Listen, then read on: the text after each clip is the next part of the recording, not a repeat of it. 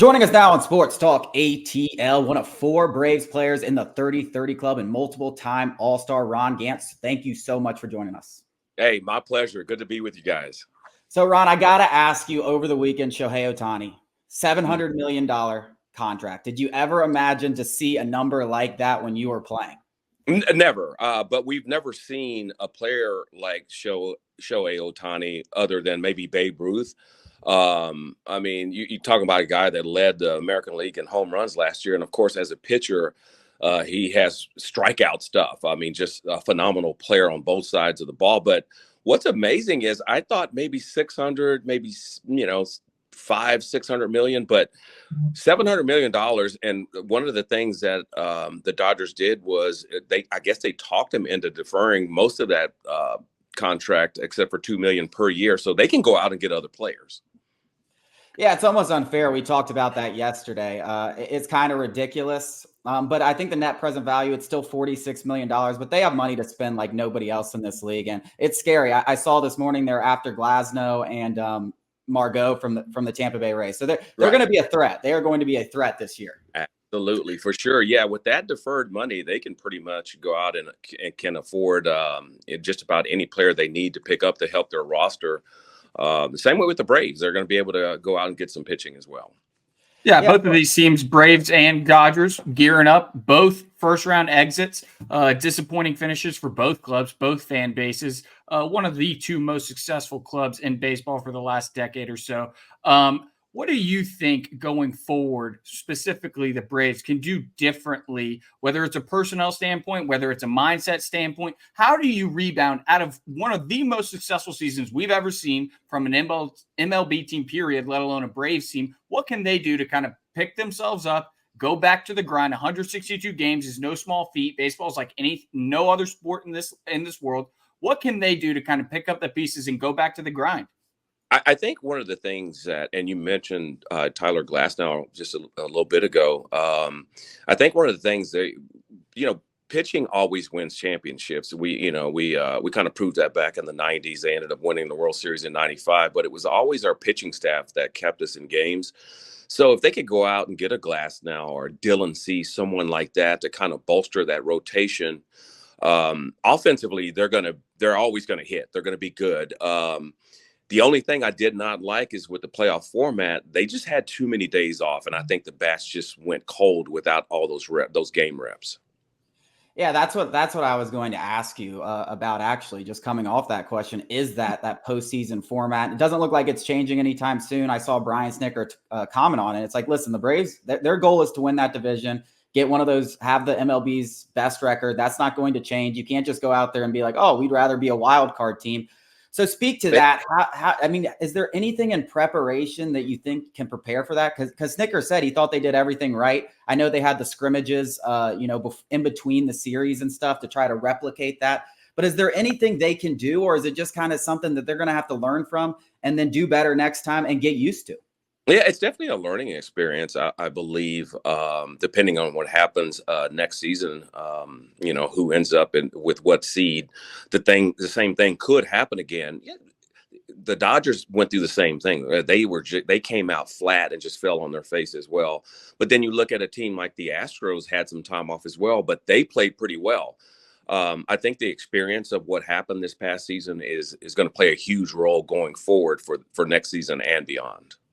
Yeah, I think you mentioned, basically the experience thing. A lot of Braves fans always think doom and gloom. It's either white or black. It's always somewhere in the middle. Mm-hmm. Everybody kind of forgets there's not a lot of experience on this Braves team. A lot of the pieces that were on that 21 World Series team are now gone, and the pieces who are still here are still young. All of our stars are 24, 25, 26. Hell, Matt Olson's 29 years old. He's the oldest one, just about. I mean, so a lot of Braves fans speak to that, the sky is falling. The Dodgers are making all these moves, but they're forgetting what we have is special right here. What can they do to kind of build off that? What kind of experience can they share, whether it's in the regular season, offseason, or the playoffs? You never underestimate what Alex Anthopoulos can do in an offseason. He's already proven what he can do. He's already won a World Series with the Braves. I think the experience will pay off. look what he did. You lose your leader of that World Series team, Freddie Freeman, to the Dodgers. He replaces him with Matt Olson, one of the best slugging left-handed first baseman in all of baseball. So he's going to make the right moves. He's already made trades. He picked up an infielder. We picked up Kelenic from the Seattle Mariners. He's a really good outfielder. He's kind of under the radar making these moves, and he's got some more to make. And I think once he's done and we get that finished product, you're going to see the Braves right back where they need to be next season. I want to talk about Kelenic because this is a guy, sixth overall pick. Goes in the Edwin Diaz. So he's kind of the centerpiece of that deal. Everyone's expecting a ton from him in Seattle. He's supposed to be this slugger. He struggles out of the gate. He had a little bit of a bounce back, but he still wasn't living up to expectations. Talk about the mindset of a player, having all that pressure around him from being a centerpiece of the trade, from being a top prospect, from being a sixth overall pick, to go into a place like Atlanta where he's just asked to be another guy. That change of scenery where he can be the eighth or ninth guy in the lineup. They just want him to hit 15, 20 homers and you've done your job. How much will that affect him positively going into this next season? As a former player, yeah, you do feel pressure because you come up through the system. You're expected to do all these things and you're the next this and you're the next that. And I think he did put a lot of pressure on himself to kind of live up to that reputation. But you mentioned the change of scenery. I think coming to Atlanta and having all these young players pretty much locked up for the next 10 years, basically, they can afford to get any player they want to. He's going to fit right in. I believe he's going to feel relaxed here. He's going to feel welcome. The guys are going to make him feel welcome. And he knows that he's going to be on a team that has a chance to go to the World Series. So I think he's going to walk in with a smile on his face for day one spring training. And I think that's going to continue throughout the season. Yeah, the Mariners are no slouch by any means, but I always think it's so crazy and how in baseball, it's much different than the NFL where you can go from one of the worst to a championship contender in a blink of the eye. Again, the Mariners are no slouch. I don't want to say that they're, the A's of the world. I just think that's so crazy. I want to shift a little bit. Chase started the segment 30-30 club, back-to-back 30-30 seasons. Yeah. We just saw one of the most incredible individual feats in sports regardless. Ronald Acuña, 40-70. Speak to that a little bit. I mean, it's just mind-boggling what he has done as a player, especially at his young age.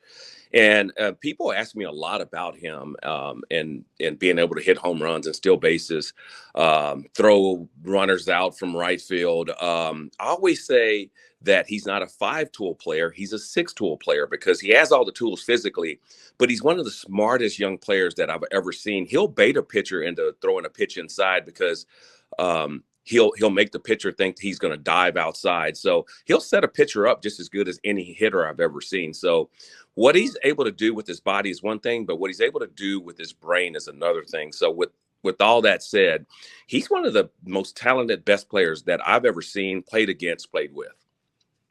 Ron, I got to ask you, speaking on that, now that you have the rules and the pitch clock and the pickoff rules and stuff like that, it obviously is advantageous for base stealers. How many steals are you getting with today's rules? Yeah, I mean, I was close to 40 steals each year. I think I had 34, 36 a couple years. I definitely would have taken advantage of it, that's for sure. But and I love the new rules. I mean, speeds up the game. Like now, if you go to the concession stand and if you're at a ball game, you're going to miss something. So I love the new rules, but I definitely would have taken advantage of the throw over, the bigger bases, all of those things. I would call a timeout when I'm at the plate when I think I can throw that pitcher off because you're allowed that one timeout. So I would definitely use all those to my advantage. Yeah, I think the rules are great. I hope they tweak the postseason format a little bit. Yeah. We'll see what they do. Maybe reseed it. I don't know what they're going to do with the buys. I think we got to see a little bit bigger of a sample size, but I think the new rules have been fantastic for the game and everything they've done. Ron, I want to thank you so much for joining us this morning, and I really appreciate you hopping on. Hey, guys, anytime. It's been a pleasure. Thank you.